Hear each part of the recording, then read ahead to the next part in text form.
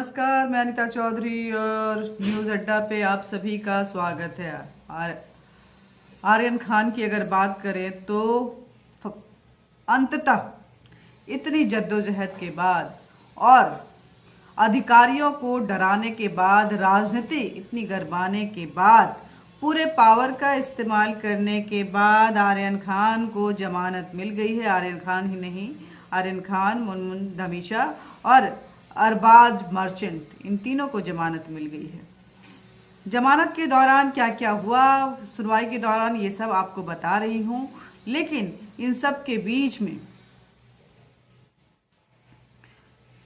ये बात जरूर रही कि समीर वानखेड़े जैसे जो ईमानदार अधिकारी होते हैं, उनको ईमानदारी से काम करने के लिए उसका खामियाजा भुगतना ही पड़ता है। इस केस में साफ साफ नजर आया। सबसे पहले बात करते हैं इस क्रूज केस में हुआ क्या। आखिर क्रूज ड्रग्स केस में आर्यन खान की जमानत बॉम्बे हाई कोर्ट में शुरू हुई और उसके बाद जिस तरह से सुनवाई चली उसको आपके सामने रखते हुए मैं ये तो आपको बता ही चुकी हूँ कि इन सारी सुनवाई को सुनते हुए फाइनली उनको जमानत दे दिया गया, यानी कि बेल दे दिया गया।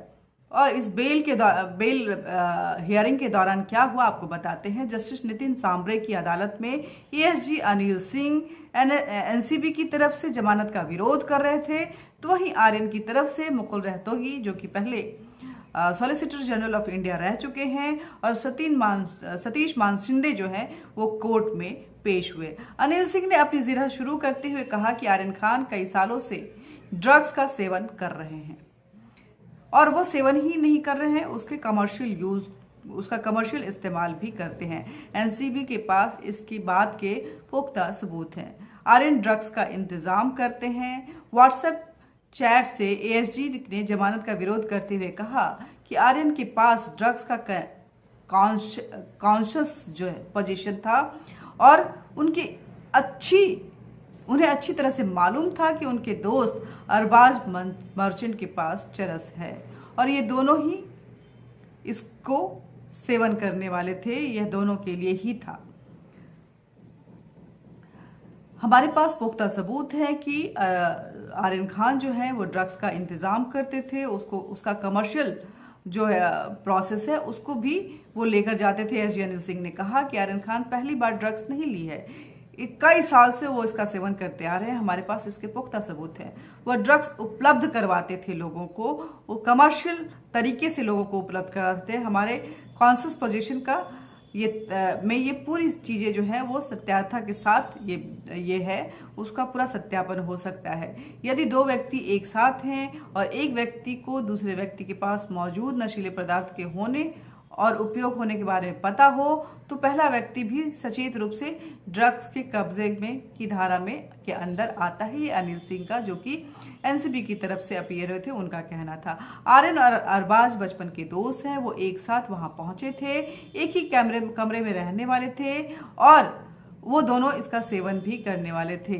मेडिकल टेस्ट नहीं किया गया है। हम यहाँ सिर्फ ड्रग्स की बरामदगी के बारे में बहस कर रहे हैं। आर्यन खान के पास ड्रग्स का कॉन्शियस पोजीशन था।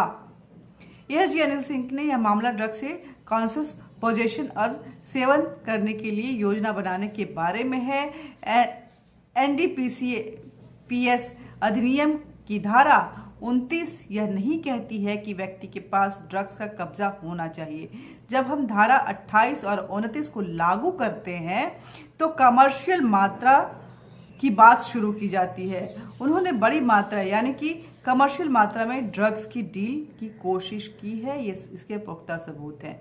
एक ही दिन में सभी जगहों से आए थे। सभी 8 लोगों के पास कई नशीले पदार्थ पाए गए हैं। आप ड्रग्स की मात्रा और उनके प्रकार उसमें देख सकते हैं।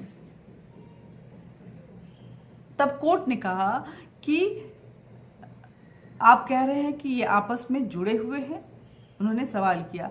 तब एएसजी अनिल सिंह, जो कि एनसीबी की तरफ से अपीयर हुए थे, उन्होंने कहा कि जब मैं साजिश की बात करता हूं तब मैं सभी के पास से बरामद ड्रग्स की बात करता हूं। व्हाट्सएप चैट पर विवाद नहीं किया जा सकता क्योंकि हमारे पास 65B में बयान है। यह एक पार्टी थी। मेरे काबिल दोस्त कह रहे हैं कि हमने गांधी जयंती पर 2 अक्टूबर को क्यों गिरफ्तार किया। क्या यह ड्राई डे है तो हमें उन्हें छोड़ देना चाहिए था। उन्होंने हंसते हुए बात बोली कि 2 अक्टूबर को गिरफ्तार किया तो ड्राई डे का हवाला देते हुए उन्हें छोड़ने की बात कही जा रही है। ये कहाँ तक जायज़ है। क्रूज पर जितनी मात्रा में ड्रग्स थे वो पर्सनल यूज़ के लिए हो ही नहीं सकते हैं, ये अनिल सिंह ने कहा। हमारे पास मुनमुन धमेचा, नुपुर और मोहकी के 2 और पंचनामे हैं। ड्रग्स की जो मात्रा बरामद हुई है वो कमर्शियल से भी ज़्यादा है। क्रूज पर कई तरह की दवाएं थीं। क्रूज 2 दिनों का था। ऐसा नहीं हो सकता कि यह पर्सनल यूज़ के लिए हो, क्योंकि मात्रा अधिक थी और दवाएं भी कई तरह की थी। यही कारण है कि हमने धारा 28 और 29 लागू किए इस केस में। यह संयोग नहीं हो सकता कि क्रूज पर 8 लोग इतनी मात्रा में इस तरह से एक ही साथ ड्रग्स पाए गए, जिनका की पोजीशन भी जो है वो एक ही जगह से हुआ हो। आप कमर्शियल मात्रा के कारण धारा 27 को लागू कर रहे हैं, ये बात कोर्ट ने पूछा। तब एएसजी ने कहा कि हम 28 और 29 के कारण कर रहे हैं। उनका तर्क है कि अरेस्ट मेमो में धारा 28 और 29 नहीं है, लेकिन गिरफ्तारी के 4 घंटे बाद पहला रिमांड था। पहले रिमांड में भी धारा 28 और 29 ही है। मजिस्ट्रेट कोर्ट ने रिमांड देते वक्त धारा 28 और 29 पर विचार किया। धारा 37 को कठोरता सिर्फ 28 और 29 की वजह से है। उनका तर्क था कि उनके पास से ड्रग्स बरामद नहीं हुए। हो सकता है कि यह आपके पास से नहीं मिला हो, लेकिन फिर पंचनामा देखे, अरबाज के पास से मिला था। अब मैं पंचनामा पढ़ रहा हूँ। यहाँ अरबाज ने अपने जूते में से ड्रग्स निकाला और एनसीबी अधिकारी को दिया, लेकिन एससी का कहना था, यानी कि कोर्ट का कहना था, जमानत कोई नियम नहीं है, ये हत्या से भी बड़ा अपराध है। तब एएसजी ने कहा कि वो वहाँ कहते हैं कि वो एक ब्लास्ट करने के लिए अंदर जा रहे हैं। चरस को क्रूज यात्रा के सेवन के लिए ले जाया जा रहा था। यह अरबाज के पास था और यह आर्यन के सेवन के लिए भी था। ये दोनों के लिए था। दूसरे रिकॉर्ड्स में इसका विस्तार से वर्णन है। कृपया सेशन कोर्ट के ऑर्डर कॉपी को देखें और आदेश का पैरा 25 जो है उसको भी पढ़ें। अब मिलॉर्ड एक ही ऑर्डर में देख सकते हैं बॉम्बे हाई कोर्ट का फैसले में क्या कहा है कि एनडीपीएस की तहत जमानत पहली नज़र के मामले में प्रकृति के आधार पर दी जा सकती है, लेकिन जमानत कोई नियम नहीं है। और सुप्रीम कोर्ट ने फैसले में कहा गया है कि नशीली दवाओं का खतरा गैर इरादतन हत्या से कहीं ज़्यादा जघन्य अपराध है। इससे सख्ती से निपटना ही होगा। ये आप ही लोग के, यानी कि कोर्ट के ये जजमेंट में कहा गया है। तब मुकुल रोहतगी आए। उन्होंने कहा कि मेरे काबिल दोस्त धारीवाल के फैसले का आखिरी पैरा पढ़ रहे हैं और इसको पढ़ने के बाद आप समझ जाएंगे कि आखिर क्या है पूरा कोर्ट, यह पैरा कैसे लागू होता है। कोर्ट ने पूछा कि आप आखिरी पैरा जो पढ़ रहे हैं वो कैसे लागू होता है। तब उन्होंने कहा कि एएसजी मेरे काबिल दोस्त तूफान सिंह के मामले पर निर्भर थे, लेकिन यह जमानत के स्तर पर लागू नहीं होता है। मैं अब तूफान सिंह का फैसला पढ़ता हूँ। आप देखिए, किसी केस का हवाला देते हुए, जिस केस के हवाले से ये सारी दलीलें चल रही थी उसकी बात कर रहे हैं ये लोग। अब देखिए, साहिल शाह का फैसला, दूसरे केस की बात कर रहे हैं, ये मुकुल रोहतगी बता रहे हैं। अब तूफान सिंह पे ऐसे कई मामले जो हैं जिसपे कोर्ट के इस तरह से जमानत भी दी है, बयान भी आए हैं, लेकिन यह 438 स्टेज है, कोर्ट ने कहा। तब एएसजी ने कहा कि 2 फैसले हैं, लेकिन बाकी में जमानत है। सवाल यह है कि आखिर ये आवेदन कैसे करेंगे, यह ट्रायल के लिए लागू होता है या नहीं होता है। मैं मद्रास हाईकोर्ट का भी एक फैसला पढ़ रहा हूँ।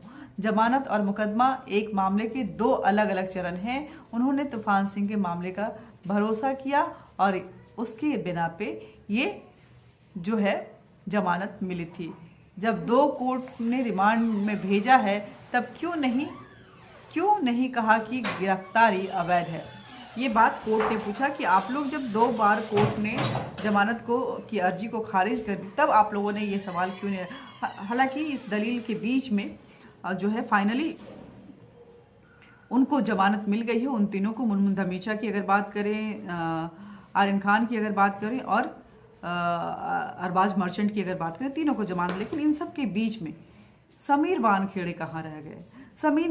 समीर वानखेड़े अपनी ड्यूटी पूरा कर रहे थे और लेकिन शाहरुख खान तो कुछ नहीं बोले उनके एवज में, और उनका पक्ष लेते हुए एनसीपी के नेता नवाब मलिक जिस तरह से मुखर हुए। खैर उनके भी अपने दर्द हैं, क्योंकि उनका जो दामाद है समीर खान, वो भी कई महीनों से इसी तरह के मामले में वो जेल में बंद है और उसकी जमानत नहीं हो रही। एनसीबी ने ही उसे गिरफ्तार किया है और वो एक बड़ा ड्रग पैडलर के रूप में आया है और इसको लेकर के कहीं ना कहीं उनका दर्द होगा। लेकिन समीर वानखेड़े के जो पर्सनल लाइफ है, जिस तरह से नवाब मलिक ने उनकी शादी को लेकर के, उनके कास्ट को लेकर के, उनके फैमिली आउटिंग को लेकर के जितने सवाल खड़े किए, वो कहीं ना कहीं बेहद चौंकाने वाला था। लेकिन ऐसा क्यों कर रहे थे नवाब मलिक, इस बात को समझना बेहद ज़रूरी है। इस बात को समझने के लिए एक एनालिसिस हमने की, जिसको कि मैं आपके सामने पढ़ने जा रही हूँ और आप तब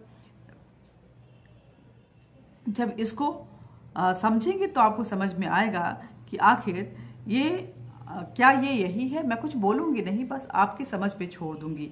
देखिए, नवाब मलिक के खिलाफ आईपीसी की धारा 499 और 500 के तहत शिकायत दर्ज करवाया गया है। बीजेपी के नेता ने स्टिंग ऑपरेशन से खुलासा किया है कि गवाह, जिसको कि वो बोल रहे थे कि समीर वानखेड़े पे जो आरोप लगा रहा था कि वो पैसे लेने के लिए आर्यन खान को गिरफ्तार किया है और उसका हिस्सा जाने वाला था, उसको लेकर के गवाहों को किस तरह से खरीदा गया था, एक स्टिंग ऑपरेशन में ये पूरी तरह से खुलासा हो चुका है। एनसीपी पर यह आरोप लगाया गया है कि इसके पीछे नवाब मलिक हैं और सबसे ज़्यादा चोट उनको इसलिए पहुंच रही है क्योंकि उनका दामाद समीर खान जो है वो इसी नशीली दवाओं के व्यापार में लिप्त है और फिलहाल जेल में है।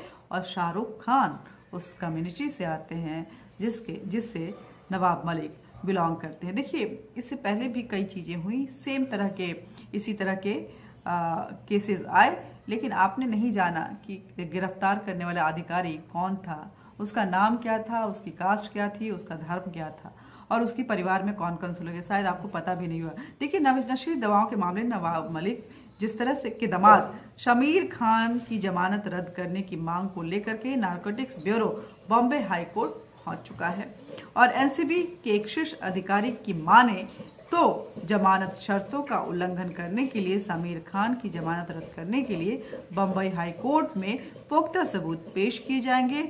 आर्यन की पीआर जो है वो मीडिया मैनेज कर रही हैं और पत्रकारों को मैनेज करने के लिए तकरीबन जो है 182 मतलब 182 करोड़ का रुपए का खर्च किया गया है।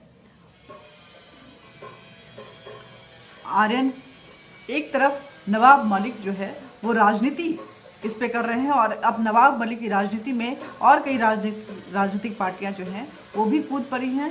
तो दूसरी तरफ शाहरुख खान की तरफ से उनकी जो मीडिया एंड पीआर देखने के लिए जो उनकी मैनेजर हैं वो पत्रकारों को, मीडिया को मैनेज कर रही हैं। बीजेपी के बड़े नेता प्रमोद महाजन के पुत्र राहुल महाजन भी इन्हीं धाराओं के तहत गिरफ्तार हुए थे। वो जेल भी गए और कुछ सालों तक जेल में भी रहे। लेकिन क्या आपको पता है कि उनको गिरफ्तार करने वाला अधिकारी कौन था, या इतना शोर उस वक्त में मचा, या कुछ इस तरह की बातें आई नहीं आई ना? कौन जो गिरफ्तार करने वाला अधिकारी था वो किस धर्म से था, किस जात से था, उसकी फैमिली हिस्ट्री क्या थी, ये आपको नहीं पता चला होगा। राहुल महाजन की अगर बात करें तो एनडीपीएस एक्ट के 25, 26 और 27 के तहत भी राहुल महाजन को जेल भेजा गया था। लेकिन हम सबको नहीं मालूम था कि किस अधिकारी ने उनकी गिरफ्तारी की और उस अधिकारी का बाप का धर्म क्या था, उसकी माँ का धर्म क्या था, उसकी पत्नी का धर्म क्या था और वो किस धर्म से था और उसके जात क्या थे, वो किससे बिलोंग करता था, उसकी बहन कहाँ कहाँ घूम रही है, ये सारी बातें आपको नहीं पता होंगी। संजय दत्त भी ड्रग्स और इस हथियारों के मामले में जेल गए थे। ड्रग्स के लिए तो अलग से वो 2 महीने के लिए जेल गए थे, लेकिन किसी भी पत्रकार को नहीं पता चला होगा कि किस अधिकारी ने संजय खान को, माफ कीजिएगा, संजय दत्त को गिरफ्तार किया है और उनके बाप का धर्म क्या था, उनकी माँ का धर्म क्या था, उनकी फैमिली हिस्ट्री क्या थी। ये इस पर कभी चर्चा नहीं हुई। लेकिन जब बात आर्यन खान की गिरफ्तारी की हुई तो पूरी महाराष्ट्र सरकार, खासकर नवाब मलिक, अपने इस्लाम के उस असली कैरेक्टर में आ गए और फैमिली एसोसिनेशन, खासकर महिलाओं के कैरेक्टर को एसोसिनेट करना शुरू कर दिया उन्होंने। ये उनकी जो है फर्स्ट टारगेट होती है कि घर की महिलाओं को पर्सनल हुआ जाए और घर की महिलाओं को बीच में लाया जाए। महिलाओं पे वार करना इनका जो है वो सबसे बड़ा हथियार रहा है, राजनीति में भी और पर्सनल लाइफ में भी। बात से कह रही हूँ कि मुगल भी कुछ इस तरह का काम करते थे, तो जाहिर सी बात है नवाब मलिक जो कि मुगलों के पैरोकार हैं, वो भला कैसे इससे अछूते रह पाते। मेरा ये कहना है कि किसी अधिकारी के किसी केस को अगर कोई अधिकारी डील कर रहा है तो आखिर किसी अधिकारी के फैमिली हिस्ट्री पे जाने, उस केस से रिलेट करके जाने के लिए और कोर्ट पे ये दबाव बनाने की जो ये नीति है वो किस हद तक जायज़ है।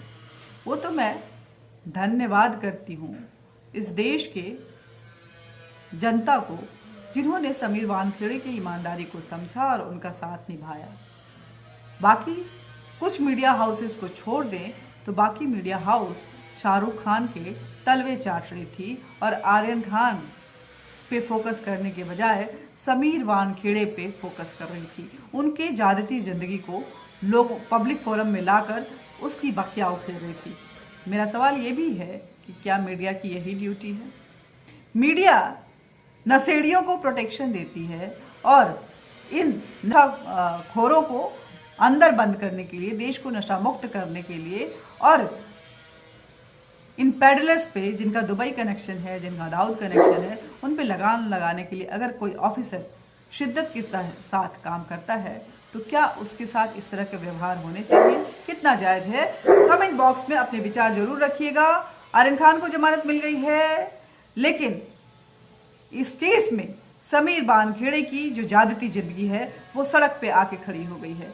आर्यन खान के साथ इंसाफ होना चाहिए, ये मैं भी चाहती हूँ। अगर वो दोनों गुनाहगार नहीं है तो जबरदस्ती उन्हें जेल में नहीं रहना चाहिए। लेकिन एनसीबी के पास सारे सबूत हैं, जमानत उनको सुप्रीम कोर्ट से मिली है, लेकिन लोअर कोर्ट और हाई कोर्ट पहले ही उनकी जमानत को खारिज कर चुका है। कुछ तो सबूत होंगे तभी तो खारिज किया होगा।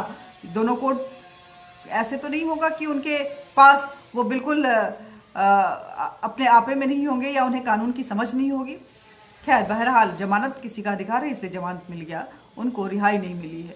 लेकिन इस तरह के मामलों में अगर ये हाई प्रोफाइल मामला होता है तो कोई अधिकारी जो काम कर रहा है उसको डराने के लिए, धमकाने के लिए और बाकियों पे भी एक माहौल बनाने के लिए मीडिया मैनेजमेंट कितना जायज है, मीडिया के इस तरह का रोल को आप किस तरह से जायज मानते हैं, और साथ ही किसी की जाती जिंदगी को सड़क पे लाना कितना बड़ा अपराध है, ये मैं कोर्ट से भी पूछना चाहती हूँ और सरकार से भी पूछना चाहती हूँ। और सिर्फ पूछना ही नहीं चाहती हूँ, मैं ये भी चाहती हूँ कि अगर किसी की जाती जिंदगी को उसके परमिशन के बिना, उसके फोटोग्राफ्स, उसके पर्सनल फोटोग्राफ्स, उसके पर्सनल लाइफ को अगर पब्लिक फोरम पे कोई ला रहा है तो उसके खिलाफ कार्रवाई सख्त होनी चाहिए और ज़रूर होनी चाहिए, चाहे वो मंत्री हो, चाहे वो संतरी हो। नमस्कार, जय हिंद, जय भारत। वीडियो को ज़्यादा से ज़्यादा शेयर कीजिए, लाइक कीजिए, सब्सक्राइब कीजिए, बेल बटन दबाइए और अपने विचार इस मुद्दे पे क्या रखते हैं कमेंट बॉक्स में ज़रूर हमसे साझा कीजिए। जय हिंद, जय भारत।